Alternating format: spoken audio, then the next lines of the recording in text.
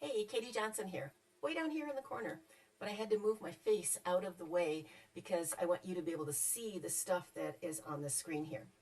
All right, we are looking at the Stampin' Up! Shopping site, and in this video, I specifically want to show you a feature called lists and show you how I use them. Now, as you watch me do all the things to access the list and create the list and do what I want to do with the list, you might get some tips too on how to use the shopping site. So the first thing that I will say is, I'm sorry for this very distracting thing that goes across the top, but Stampin' Up! Wants you to know all the things that are happening, and so there's just these little things that flash around. When you shop, you may be coming in just to see what's new, or you may be coming in to look for something specific. So up here, if you click on what's new, you can see what the new arrivals are. We have a new catalog. Every other month we have new online release product that's not in any catalogs. And every month we have new kits. What's new is some craft classes. And then here is a link specifically to just the catalog. Okay, so what's new? Maybe I just want to know, what are the specials right now? Bundled savings. That's everything that's like a stamp with a punch or a stamp with a die set. Last chance products. So that's a special because some of them are reduced in price. And then product of the month. Every month there's something new that's a product of the month. And then if I know that I want to just be shopping papers, or I want to shop the kits, or I just want to look at dies or see what's new for embossing folders, I can shop by product category. Or maybe I know something specific that I want.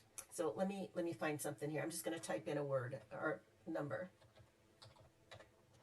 All right, so you can shop by product number and say, yep, that's what I wanted, that Greenery Lane washi tape. When I find that washi tape, I can do a couple of things with it. I can say, yep, that's what I wanted, and I can click Add to Cart, or I can add it to a list.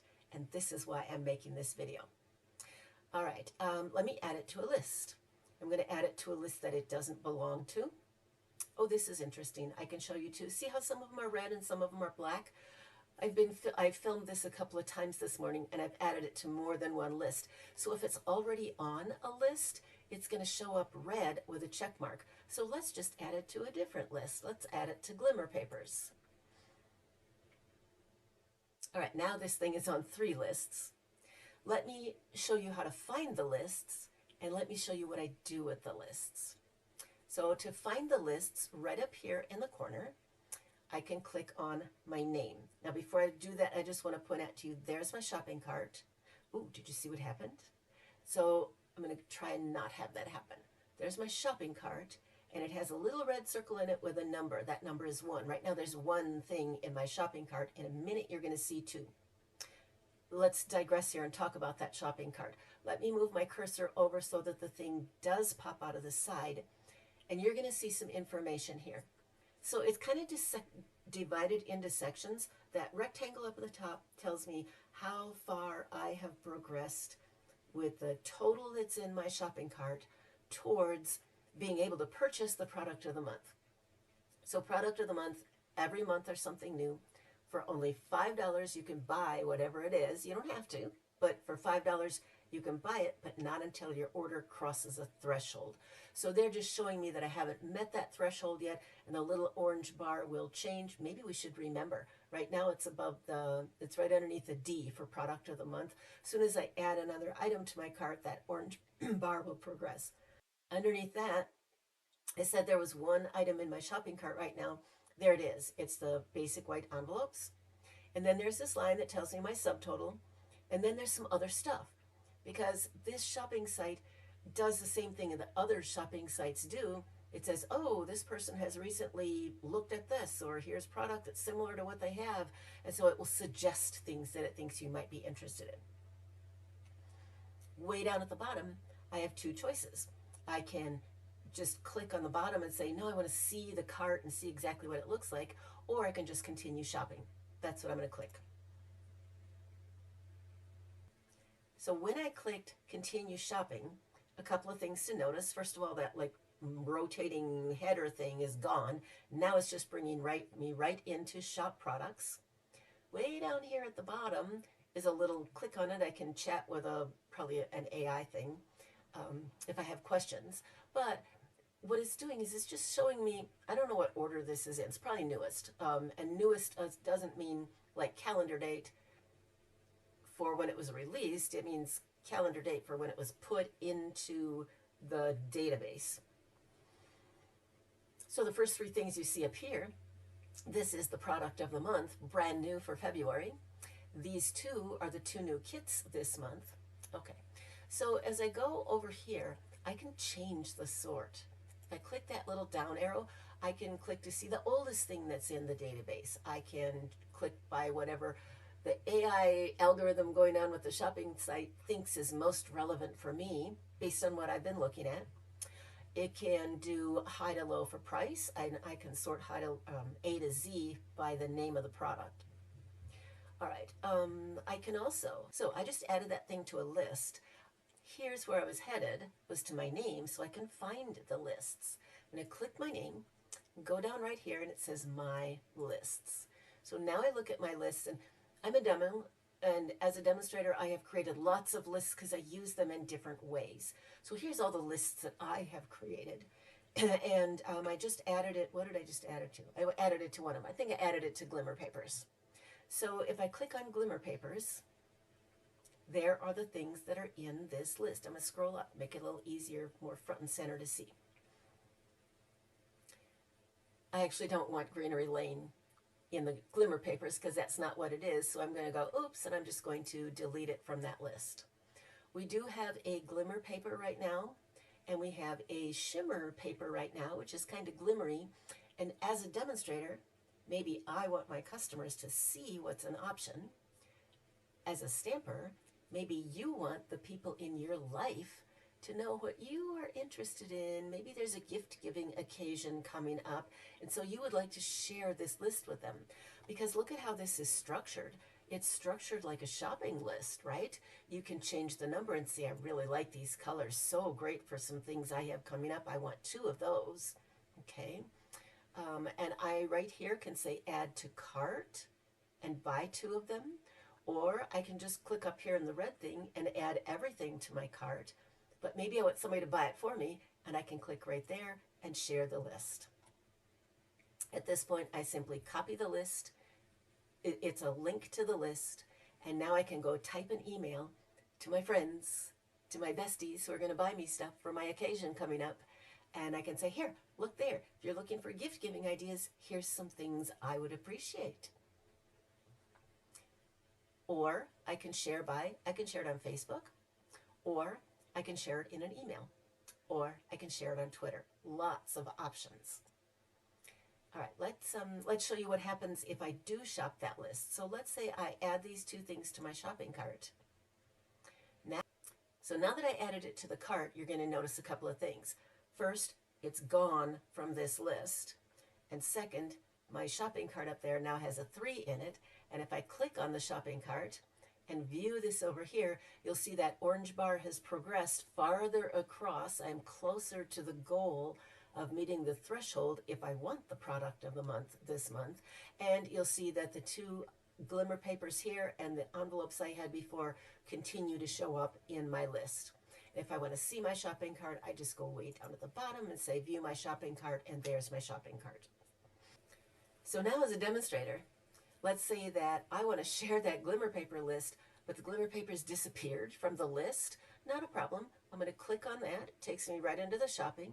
I'm going to come right back down here and say add to list and click Glimmer Papers, and now it's right back in my Glimmer Paper list. And I do that all the time with consumables. Let me show you again, because the more times you see it, right, the more you say, oh yeah, I understand how it works. Name, lists, consumables. This is how I use the list. I keep a list for me. Washi tape is, well, actually washi tape is a consumable, but I don't use it often enough to keep it there. When I'm shopping, I want to remind myself about all the things that are consumables that I might go, oh yeah, forgot. I think I need to add envelopes. Oh yeah, I forgot. So I did add envelopes from this list, and now it's gone from the list, but I want to put it back in there. So once again, I go to my list, down to view cart. There's the envelopes, and I'm going to add them back into my consumable list because next time I come shopping, I want to be able to remind myself about all those consumables that I pretty much order every time. Let me show you one more thing about that list. You'll notice in the shopping area here, it tells me that this is low inventory, that their numbers are a little bit below what they have projected that they need on a regular ongoing basis. Same thing happens in the list. I'm going back to the list, looking at consumables again, and you can see that of the things that I order often, that the envelopes and the rhinestones and the black memento refill thing, those are all on low inventory. And that's why I added the envelopes to my list, and it's also why I'm going to add the memento to my list, because I happen to have just checked and realized I don't have one. I don't have an open, and you notice that kind of bounces in and out. It's not a problem, you just have to figure out how to grab it.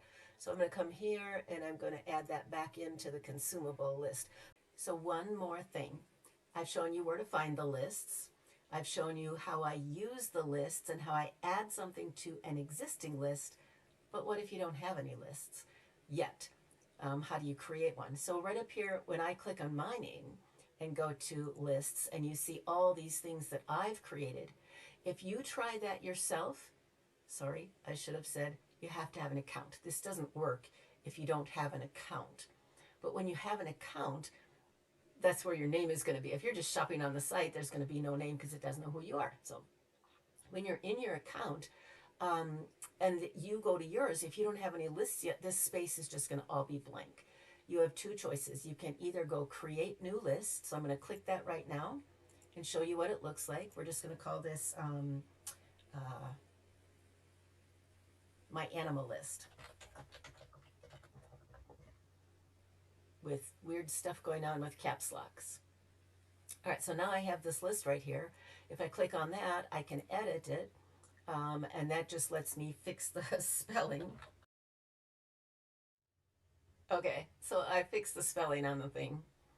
And now let's see, let's go start browsing and add something to that. And let's do, we've got a really cute sheep set. So let's just find that.